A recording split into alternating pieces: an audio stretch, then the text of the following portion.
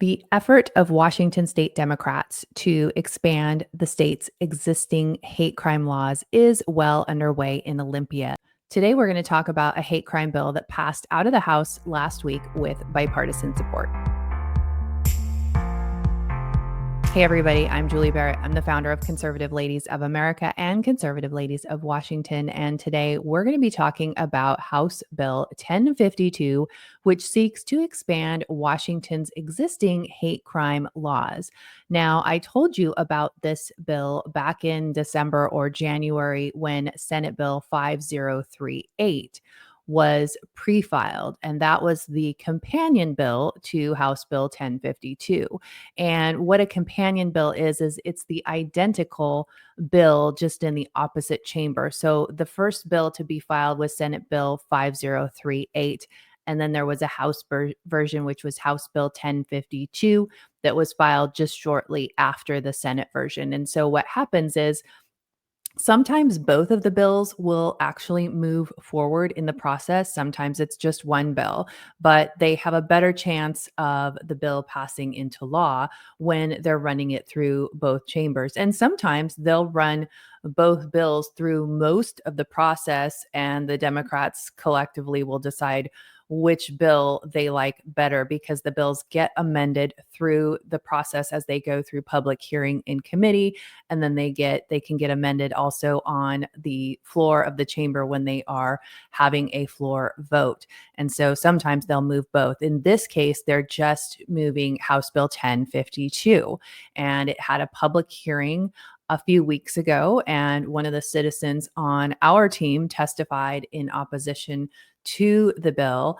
And we've put out a lot of content about this particular bill, asked you guys to sign in con as opposed to this bill when it was in committee, and have continued to share where it is in the process. Now it's been passed out of the House with bipartisan support. We posted this on our social media platforms on Thursday when the bill passed, because that's what we do. That's what we've been doing since we first started getting involved in legislation. Because as I've mentioned before, the whole reason I am involved in the legislative process at all is because of what happened to my family. And I wanted to go back in time. I wanted to go down the rabbit hole and figure out, how are these laws made and who was responsible for passing them? And so I would look up the roll call on the votes and see how the different parties voted on this. And much to my surprise, the Republicans were often voting for these very policies that were enacted that brought substantial and irreparable harm to my family, to my children.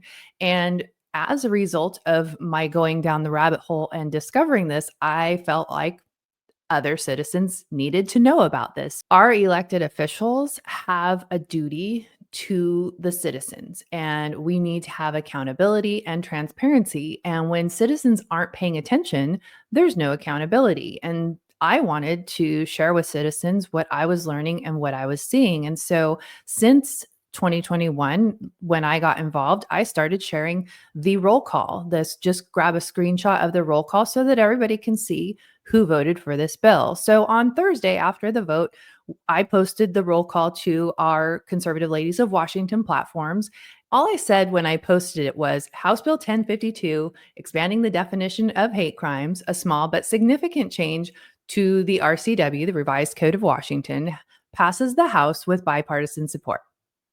The bill now moves to the Senate, where it will go through public hearing again. Here's our Bill of the Day video on Senate Bill 5038, which is the companion identical bill in the Senate. Well, one of the three Republicans who voted yes on this bill is Representative Jenny Graham from Washington's 6th Legislative District. And Jenny Graham is a very nice lady. I have had great interactions with Jenny. I've worked with her on a number of things.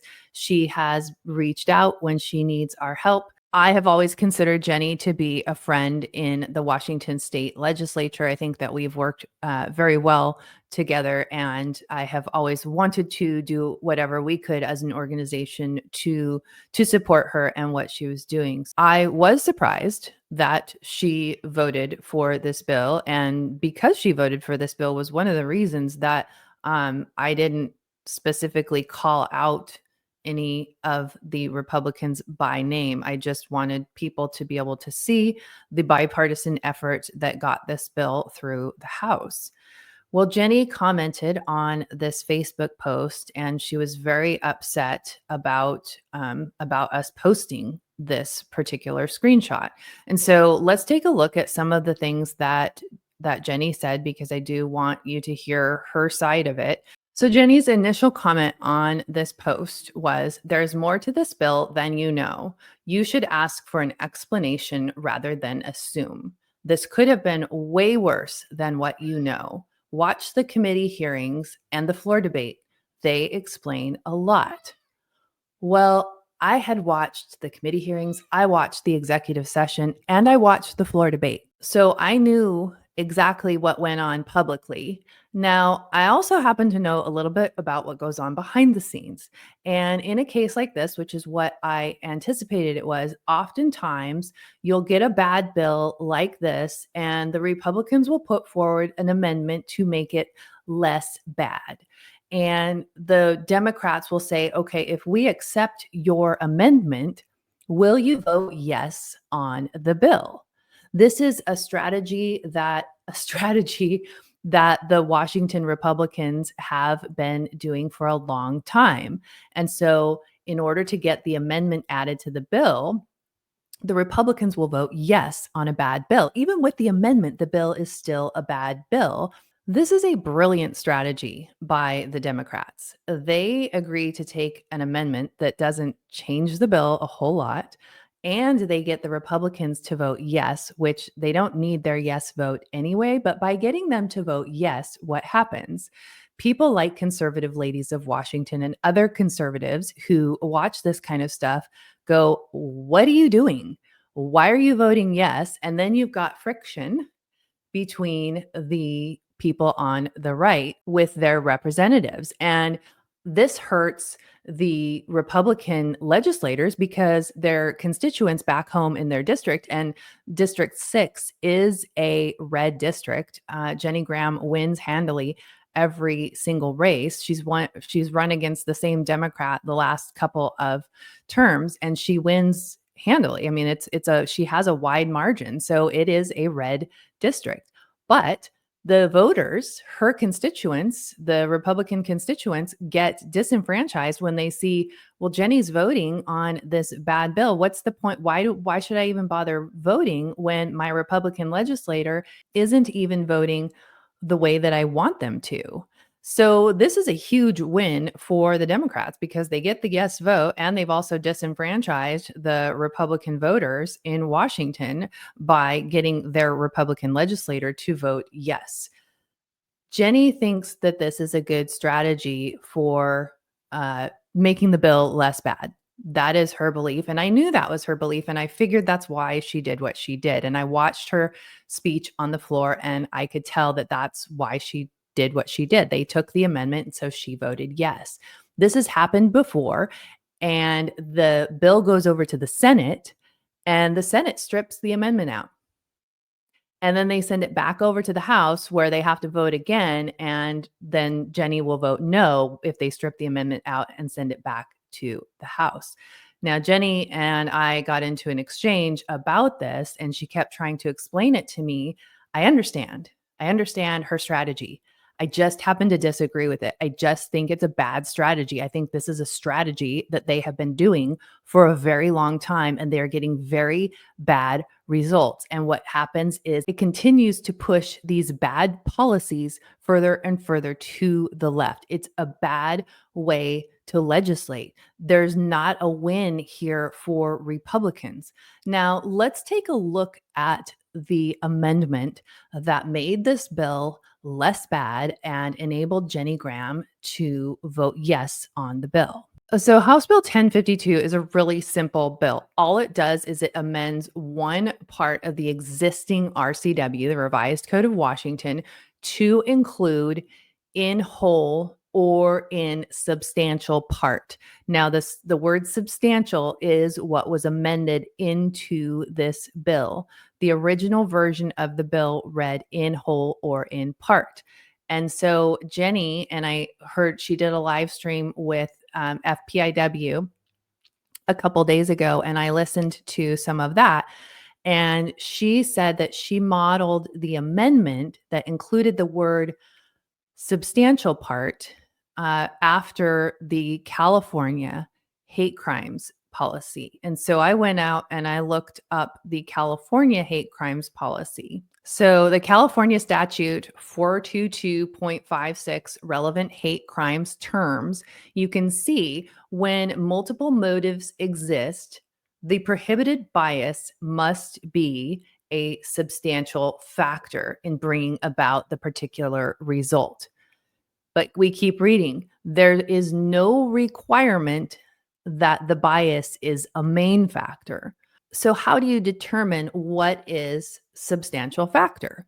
Well, I went researching this out with AI and on the web and trying to figure out legally what does that mean.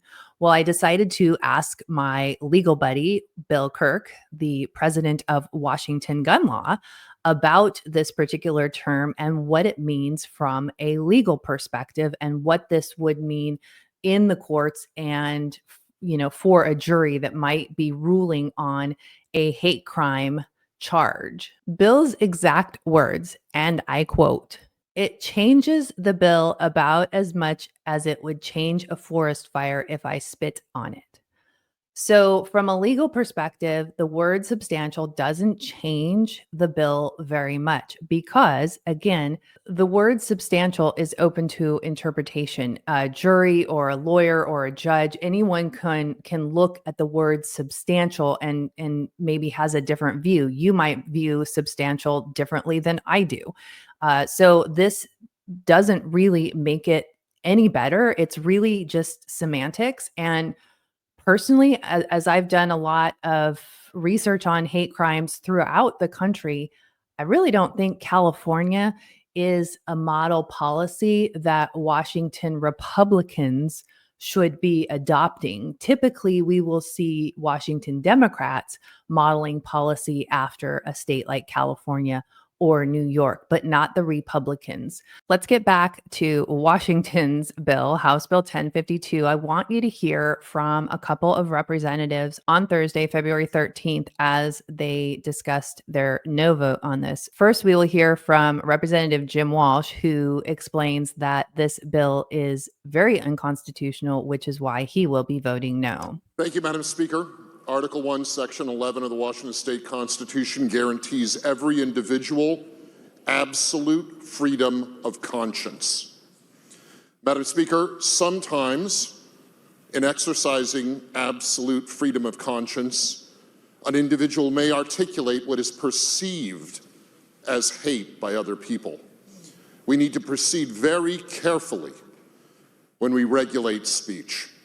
And while I appreciate the intent of the underlying bill, Article 1, Section 11 is the highest law in our state. I also want to let you hear from Representative Hunter Abel, who is from the 7th Legislative District. He is a new representative, and so far what I've seen from him in committee and in his floor speeches, I've been really impressed and really hopeful that he's a great addition to the Republican side of the legislature. I rise in opposition to the underlying bill, although again acknowledging the hard work that has gone into the bill. This is a difficult subject matter, Madam Speaker. Again, we can all deplore the underlying facts and circumstances which are often presented in these types of cases, but this type of legislation raises significant questions about standards. It often requires finders of fact to really become essentially mind readers, which is a concern for those who have to navigate the criminal justice system as prosecutors, defense counsel, judges, or jurors. And then lastly, it does raise difficult questions regarding constitutionally protected activity. I rise and request a no. Thank you, Madam Speaker. So like I said, all but 3 Republicans voted no on this bill, and it was Representative Jenny Graham, and I'll name the other 2 so that I'm not just singling out Jenny, but it was also April Connors from the 8th Legislative District and Skylar Rude from, I don't know what the district number is, but he's from the Walla Walla area. Now, you might be thinking, why are you singling out Jenny Graham? Well, I'm singling out Jenny Graham because we posted this on our social media, and Jenny was the only one of the Republicans who came and fired back. I'm always happy to engage in dialogue with legislators that we don't agree with. I'd even talk to a Democrat. But where I lose my patience is when we disagree on something. And because we disagree, instead of just saying, you know what, we disagree on this, they throw me under the bus or they throw our team under the bus and they say, well, you just don't understand the bill. You don't know how to read the bill. And in this particular case, Jenny said, if Julie is going to cover the bills, that is outstanding. I have and am a supporter. However, she needs to understand the process, strategy to make bills less bad, and what I've told her about taking final votes on the finished product. That part is getting left out. Now, it's not my job to explain all of this every time we post a roll call vote. If any legislator wants to defend their vote on any particular bill, they should do that. They should put it out on social media. They should make a video. They should make a written statement. They should do something if they want an explanation given, because otherwise, all I'm looking at is that roll call. It's not up to me to go seek out an explanation. It's not up to the citizen to go seek out an explanation. The legislators are your employees. If you are a citizen of Washington state, they work for you. And so it's their job to report to you. A citizen shouldn't have to go ask for it. If you are looking at the information that's available on the Washington State Legislature website, you shouldn't have to look at that roll call and then follow up with the legislator to get a detailed explanation behind the rationale for why they voted that way. That really is their job. If they want to expand on the vote, then they should do that. And I simply do not agree with the strategy here. I think that this is the strategy that they have used for many, many years, even decades. And I think it's pretty clear to see that it's just a strategy that isn't working. So maybe it's time to try something different. Throwing me under the bus or my team under the bus by saying we don't understand the process, we don't understand the strategy. And Jenny made the point of, the bill coming back for final vote. So what she's referring to is, as I mentioned earlier in the video, the bill now goes to the Senate. The Senate could and likely will rip out the amendment that includes the word substantial. If they do that, or if they added some other amendment to the bill then would go back over to the House.